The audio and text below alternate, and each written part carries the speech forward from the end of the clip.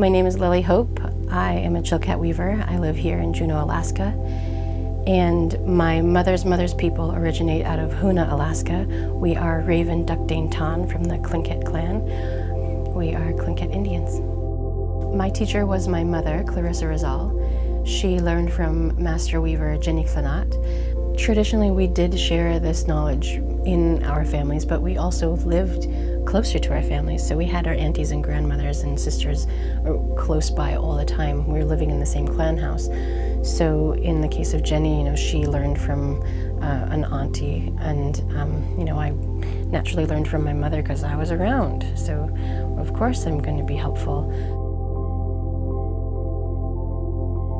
Chilkat weaving and Ravenstail weaving are both woven on an upright frame with no security at the bottom, so our tension is all created by the weaver's fingers.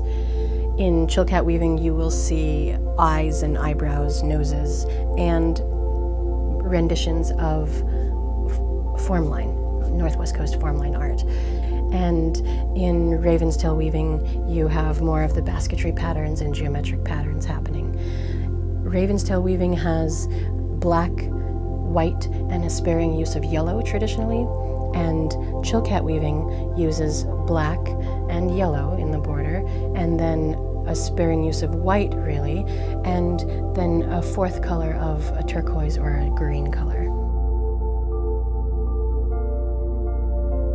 Chilkat robes were often commissioned by the clan leader or chief of a community, of a clan house, and they could be killer whale and say, make me a killer whale robe, and then that robe would be worn during ceremony, during potlatches, payoff parties, sometimes naming ceremonies. Anytime that there could be a celebration in the village, in the clan, those Chilkat blankets would come out and be part of that ceremony.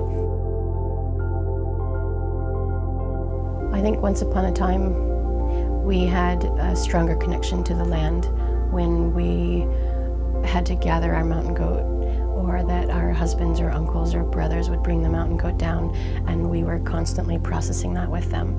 And I recently got to feel Terry Rothkar's robe that was made of 7 mountain goat hides, and there's a spirit in that wool that I can't describe any other way than like that is a second skin to us. And it's really beautiful how much that, I don't know, how much the land comes alive, how much the animal is still present as we put the robe over our shoulders made of mountain goat. My mother would say that there's a connection between taking the fiber of an animal and taking the fiber of a tree and twining those together, and then adding the human element of weaving over that, and how that's kind of a joining of all things natural. Weaving is a spiritual commitment,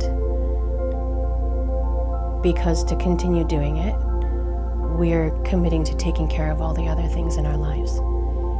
And we are committing to upholding the integrity of the teachings that we've been led to. So if we're presented with this work and we commit to carrying it forward, our spirit has to be in the work. Our spirit has to be here.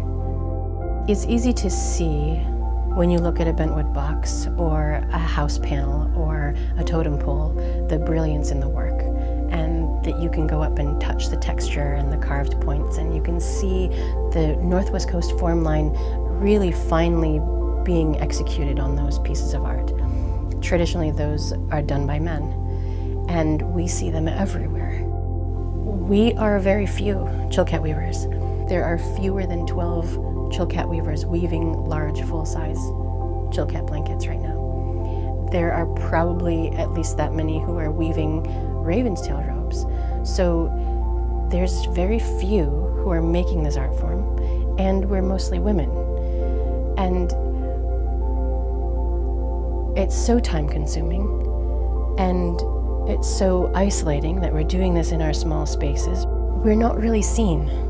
I feel like we're not being seen. And change that. And I would like to see Chilkat and Ravenstail weaving be as recognizable across the globe as Navajo weaving or the Maori weaving. I would like to see people recognize that this is some brilliant art, that we're not painting it on wood and we're not carving it out of wood, but we are painting with yarn, and there's a spirit alive in this work. There's a spirit alive in this work.